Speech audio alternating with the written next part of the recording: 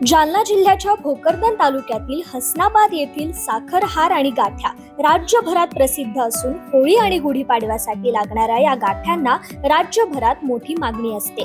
हसनाबाद येथील काही कुटुंबांचा गाठ्या बनवणे हा पारंपरिक व्यवसाय असून महिन्याभरात गाठ्यांच्या निर्मितीतून 8 ते 10 लाखांची उलाढाल होत असल्याचं त्यांच्याकडून सांगण्यात आलंय।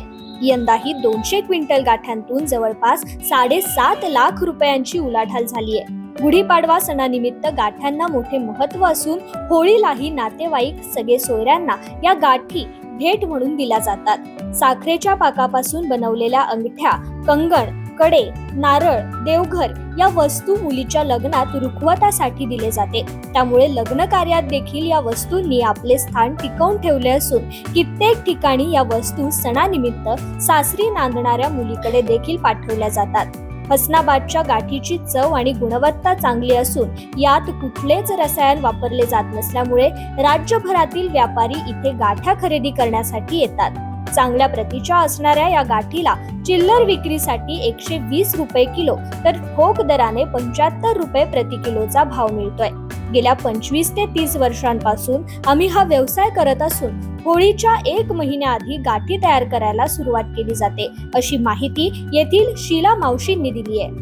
महत्त्व आणि कधीपासून कारखाना चालू होतो? याचं महत्त्व असं आहे सर, हसनाबाद आणि भोकरदन तालुका जिल्हा जालना येथे आम्ही 10 ते 15 वर्षापासून व्यवसाय करत आहे।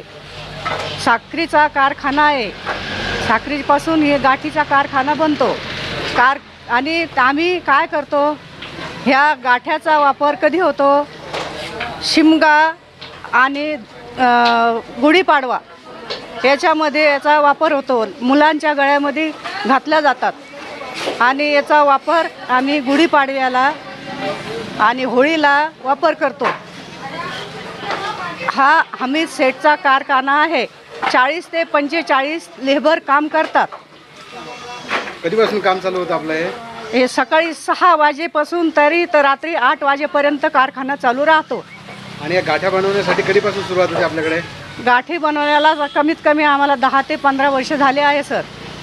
कधीपासून चालू होतं? शिवरात्रीपासून चालू होतं का? हे शिवरात्रीपासून चालू होतं सर। किती दिवस चालतो हा? 15 दिवस। कसं बनवतात त्या गाठ्या?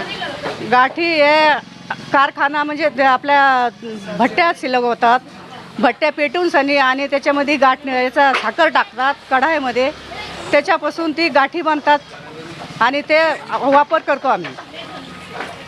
अजून काय काय बनवतात तुम्ही गाठ्यांसोबत? हार बनवतो, त्याच्यानंतर कंगन बनवतो। होळी सण यायच्या 15 दिवस आधी किंवा महाशिवरात्रपासून इथे गाठ्या बनवायला सुरुवात होते। यातून जवळपास 100 लोकांना रोजगार मिळतो। गरम भट्टीमध्ये उकळलेल्या पाण्यात साखर टाकून त्याचा पाक बनवला जातो। त्यात दूधही मिळवले जाते। हा पाक चांगल्यापैकी घट्ट झाला की लाकडी साच्यामध्ये आधी दोरा टाकला जातो व साचे बांधले जातात। नंतर त्यात साखरेचा तयार केलेला पाक ओतला जातो। हा पाक थंड झाला की गाठ्या तयार झाल्याच समजा। मेरा नाम मुश्ताक शेख अब्दुल है। मैं रहने वाला हसनाबाद तालुका भोकरदन जिला जालने का है। यहाँ पे गाठी बनती कारखाने में, शिवरात्रि से शक्कर पिघलाकर गाठी बनती यहाँ पे। और ये होली और इसमें होली और पाड़वे में काम आती है। हार बनाते हैं इसके। क्या भाव चालू है अभी? अब चिल्लर भाव चालू है 120 रुपये और थोक भाव चालू है 75 रुपये। कितने दिन चलता है ये कारखाना? 15 दिन चलता। अच्छा, कितनी बनती है गाठियाँ? ये गाठी बनती है 1 टन 1.5 टन के करीब करीब। कितने सालों से चालू है ये 15-20 साल से चालू है। क्या है सेट का नाम? हमीद शेख। हसनाबादच्या या प्रसिद्ध गाठ्यांना सर्वाधिक मागणी ही छत्रपती संभाजीनगर, जालना, सिल्लोड, भोकरदन, बुलढाणा आणि देऊळगाव राजा येथून आहे। हसनाबादच्या या व्यावसायिकांनी यावर्षी देखील गाठ्या, कांगण, नकडे, नारळ बनवून जोरदार विक्री सुरू केली असून रस्त्यावरच दुकान असल्याने या पांढऱ्या शुभ्र बांधून विक्रीसाठी ठेवलेल्या गाठ्या ग्राहकांचे लक्ष वेधून घेताना दिसतायत। कितने साल से चालू है ये कारखाना? 25 साल से गाठी बनाते हैं हम अच्छी। हाँ। बगैर केमिकल की है, केमिकल का माल नहीं है हमारा। कैसा बनाते हैं और ये? ये चाटनी शक्कर डालते, पानी डालते, दूध डालते। डाल के बनाते उसके बाद ये साँचे में कैसे साँचे में धागा डालते और साँचे बनाते क्या क्या बनाते हैं आप यहाँ पर?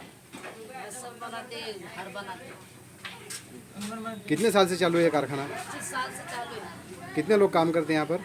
13 सध्या साखर, दूध, धागा, साचे आणि इंधनाचे भाव वाढल्याने हा व्यवसाय तेवढा फायद्याचा राहत नसला तरी ही परंपरा चालू राहावी यासाठी गाठ्या बनवून ही परंपरा चालू ठेवण्याचं काम या व्यावसायिकांकडून केलं जात आहे. हे भूषणावह आहे.